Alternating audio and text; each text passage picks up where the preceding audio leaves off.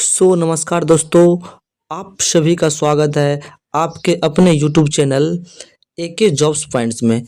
तो दोस्त, आज हम आप लोगों के लिए लेकर आए हैं बायोलॉजी का बहुत ही इम्पोर्टेंट क्वेश्चन, जो बहुत ही असरदार साबित होने वाला है।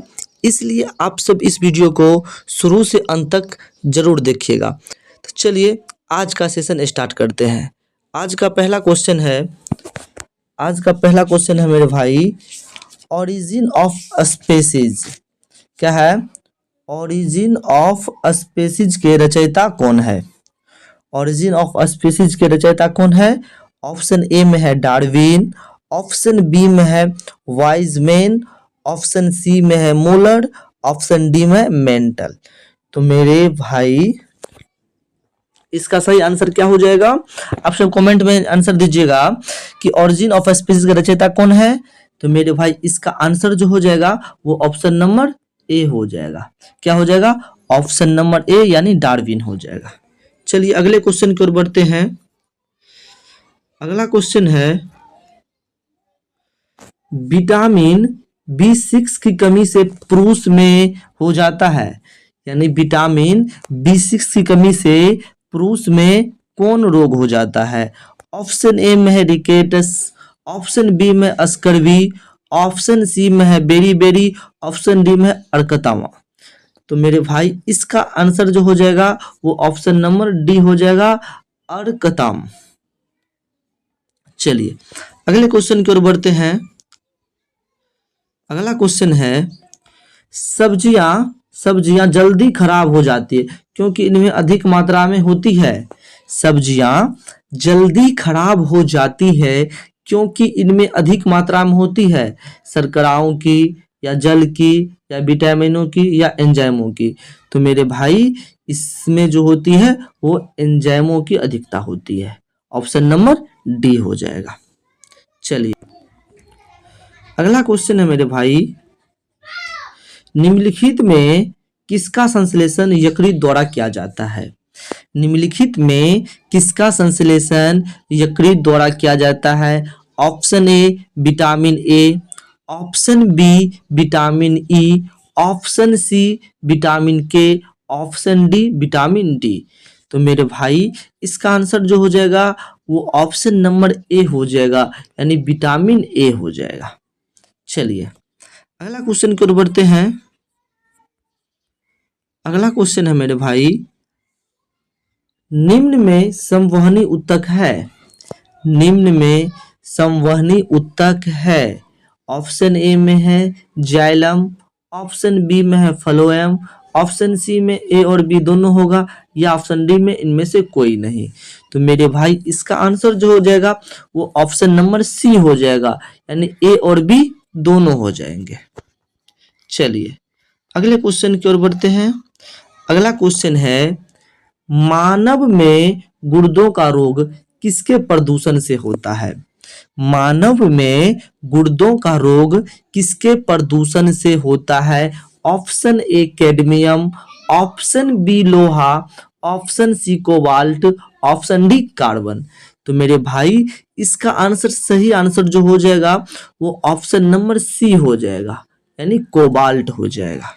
चलिए अगला क्वेश्चन की ओर बढ़ते हैं। अगला क्वेश्चन है, मानव शरीर में कुल कितने अस्थियां होती है? मानव शरीर में कुल कितने अस्थियां होती है? अस्थियां का मतलब मेरे भाई हड्डी होता है। क्या होता है? हड्डी होता है। तो मानव शरीर में कुल कितने हड्डियां होती है? ऑप्शन ए में है 187, ऑप्शन बी में है 287, ऑप्शन सी है 206, ऑप्शन डी है 306। तो मेरे भाई इसका सही आंसर जो हो जाएगा वो हो जाएगा ऑप्शन नंबर सी, यानी 206 हो जाएगा। चलिए अगला क्वेश्चन की ओर बढ़ते हैं। अगला क्वेश्चन है, खमीर खमीर एक उदाहरण है, खमीर एक उदाहरण है जीवाणु का। ऑप्शन बी कवक का, ऑप्शन सी विषाणु का, ऑप्शन डी शैवाल का। तो मेरे भाई इसका आंसर जो हो जाएगा वो ऑप्शन नंबर क्या हो जाएगा, बी हो जाएगा, यानी कबक का। क्या हो जाएगा, कबक का। चलिए अगला क्वेश्चन की ओर बढ़ते हैं। अगला क्वेश्चन है, पहला सफल हृदय प्रत्यारोपण क्या था? पहला सफल हृदय प्रत्यारोपण क्या था? Option A D S Pental ने, option B C N Barnard ने, ऑप्शन सी डी सेट्टी ने, ऑप्शन डी जे के सेन ने। तो मेरे भाई इसका सही आंसर जो है वो आपको मिलेगा ऑप्शन नंबर बी में मिलेगा। ऑप्शन नंबर बी सही हो जाएगा, सी एन बनार्ड ने। चलिए अगला क्वेश्चन की ओर बढ़ते हैं। अगला क्वेश्चन है मेरे भाई, मानव शरीर में रक्त की अपर्याप्त आपूर्ति को कहते हैं। मानव शरीर में रक्त की अपर्याप्त आपूर्ति को कहते हैं। तो क्या कहते हैं मेरे भाई, इसको एस्कीमिया कहते हैं। क्या कहते हैं, एस्कीमिया कहते हैं। तो इसलिए इसका सही आंसर ऑप्शन नंबर क्या हो जाएगा, ए हो जाएगा। चलिए अगला क्वेश्चन की ओर बढ़ते हैं।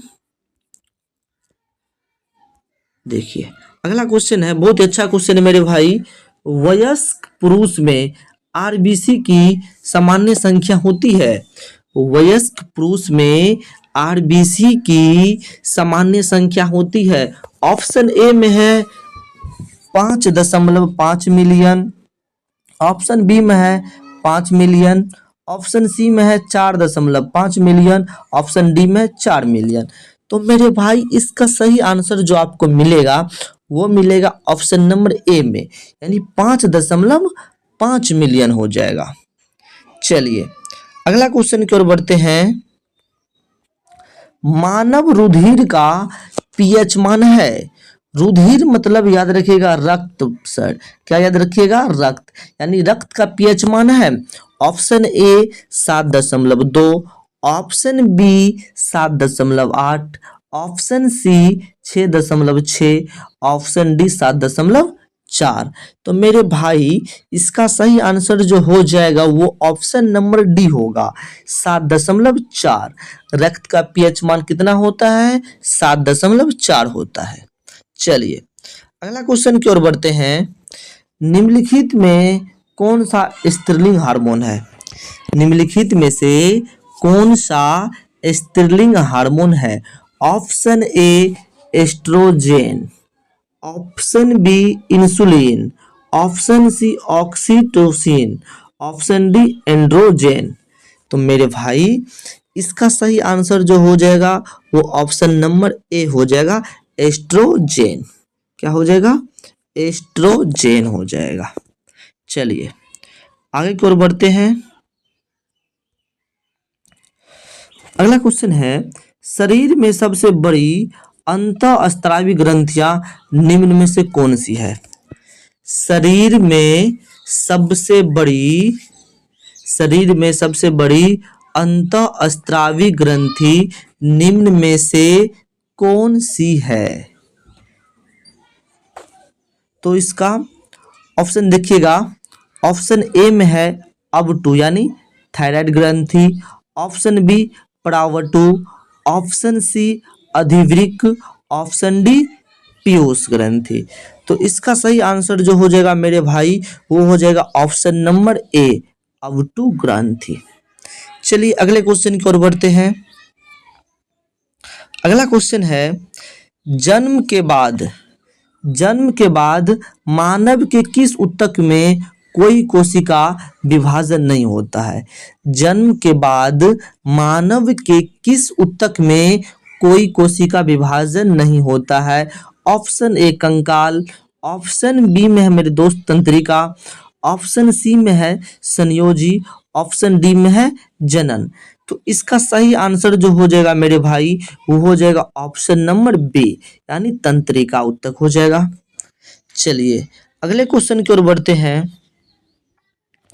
अगला क्वेश्चन है, डार्विन फ्री चीज का प्रयोग किस समूह के लिए किया जाता है? डार्विन फ्री चीज का प्रयोग किस समूह के लिए किया जाता है? मछलियों के लिए या फिर पक्षियों के लिए या फिर उभयचरों के लिए या छिपकलियों के लिए। तो मेरे भाई इसका प्रयोग जो किया जाता है वो जो है किसके लिए, पक्षियों के लिए किया जाता है। किसके लिए, पक्षियों के लिए। इसलिए इसका सही आंसर ऑप्शन नंबर बी हो जाएगा। चलिए अगले क्वेश्चन की ओर बढ़ते हैं। अगला क्वेश्चन है, आंख का वह कौन सा भाग है जिसमें वर्णक होता है जो किसी व्यक्ति की आंखों का रंग निश्चित करता है। तो मेरे भाई वो जो आंख का रंग जो पहचानता है या फिर निश्चित करता है वो होता है परितारिका, जिसको क्या बोलते हैं, आइरिस भी बोलते हैं। इसलिए इसका सही आंसर जो हो जाएगा वो ऑप्शन नंबर सी हो जाएगा। क्या हो जाएगा, ऑप्शन नंबर सी हो जाएगा। चलिए अगले क्वेश्चन की ओर बढ़ते हैं। अगला क्वेश्चन है, निम्नलिखित में कौन सा जंतु प्राश्रव्य ध्वनि को सुन सकता है। निम्नलिखित में कौन सा जंतु प्राश्रव्य ध्वनि को सुन सकता है। ऑप्शन ए में है चूहा, ऑप्शन बी में है बिल्ली, ऑप्शन सी में है गिलहरी, ऑप्शन डी में है चमगादड़। तो इसका सही आंसर जो हो जाएगा मेरे भाई वो आप लॉक कीजिए ऑप्शन नंबर डी को। क्या हो जाएगा, ऑप्शन नंबर डी यानी चमगादड़। चलिए अगले क्वेश्चन की ओर बढ़ते हैं। बहुत ही अच्छा क्वेश्चन है। पक्षियों के वैज्ञानिक अध्ययन को कहते हैं, पक्षियों के वैज्ञानिक अध्ययन को कहते हैं। तो मेरे दोस्त पक्षियों के वैज्ञानिक अध्ययन को जो कहते हैं वो ऑर्निथोलॉजी कहते हैं। क्या कहते हैं, ऑर्निथोलॉजी कहते हैं। इसलिए इसका सही आंसर ऑप्शन नंबर डी हो जाएगा। चलिए अगले क्वेश्चन की ओर बढ़ते हैं। बहुत ही अच्छा चटपटा मसालेदार क्वेश्चन है भैया। मानव डिंब में गुणसूत्रों की संख्या होती है। मानव डिंब में गुणसूत्रों की संख्या होती है। तो मेरे भाई मानव डिंब में गुणसूत्रों की संख्या कितना होता है। ऑप्शन ए में 24, option B 46, option C 48, option D 25। तो मेरे भाई कमेंट में आंसर दीजिए आप सब कि मानव डिंब में गुणसूत्रों की संख्या कितनी होती है। तो इसका सही आंसर जो हो जाएगा वो ऑप्शन नंबर बी यानी 46 हो जाएगा। चलिए अगले क्वेश्चन की ओर बढ़ते हैं। अगला क्वेश्चन है, पेनिसिलिन की खोज, पेनिसिलिन की खोज किसने की थी। पेनिसिलिन की खोज किसने की थी। ऑप्शन ए में है मेरे भाई अलेक्जेंडर फ्लेमिंग, ऑप्शन बी में है लुई पास्चर, ऑप्शन सी में है ड्रेसर, ऑप्शन डी में एडवर्ड जेनर। तो मेरे भाई इसका सही आंसर जो हो जाएगा वो हो जाएगा ऑप्शन नंबर ए हो जाएगा, अलेक्जेंडर फ्लेमिंग हो जाएगा। क्या हो जाएगा, अलेक्जेंडर फ्लेमिंग। चलिए अगला क्वेश्चन की ओर बढ़ते हैं। अगला क्वेश्चन, चलिए अगला क्वेश्चन है, निम्न में कौन सी धातु इटाई इटाई रोग पैदा करती है। क्या गजब का क्वेश्चन है। निम्न में कौन सी धातु इटाई इटाई रोग पैदा करती है। तो मेरे दोस्त ऑप्शन ए में है कैडमियम, ऑप्शन बी में है क्रोमियम, ऑप्शन सी है कोबाल्ट, ऑप्शन डी है कॉपर। तो मेरे भाई इसका सही आंसर जो हो जाएगा वो ऑप्शन नंबर ए कैडमियम हो जाएगा। क्या हो जाएगा, कैडमियम हो जाएगा। चलिए अगले क्वेश्चन की ओर बढ़ते हैं। अगला क्वेश्चन है, निम्नलिखित में कौन सा केवल स्त्रियों में पाया जाता है। निम्नलिखित में कौन सा ग्रंथि जो है भाई केवल स्त्रियों में पाया जाता है। Option A thyroid, option B pituitary, option C अंडाशय, ऑप्शन डी हो जाएगा एडिनाइड।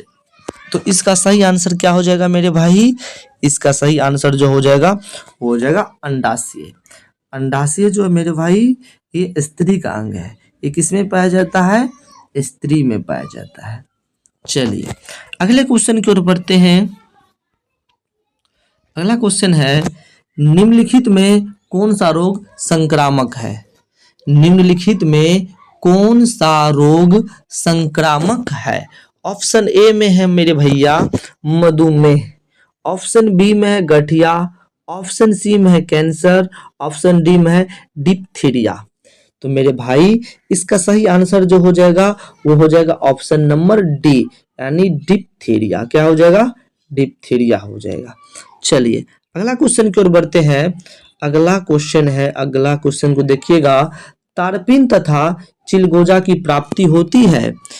तारपीन तथा चिलगोजा की प्राप्ति होती है चील से, या फिर सिकोया से, या फिर देवदार से, या फिर जेनिया से। तो मेरे भाई तारपीन तथा चिलगोजा की प्राप्ति जो होती है वो चील से होती है। किससे? चील से। इसलिए इसका सही आंसर ऑप्शन नंबर ए हो जाएगा। चलिए मैं उम्मीद करता हूं कि आप सब समझ गए होंगे। अगर आप चैनल पे न्यू है तो वीडियो को लाइक सब्सक्राइब जरूर कर लीजिएगा। तब तक के लिए जय हिंद।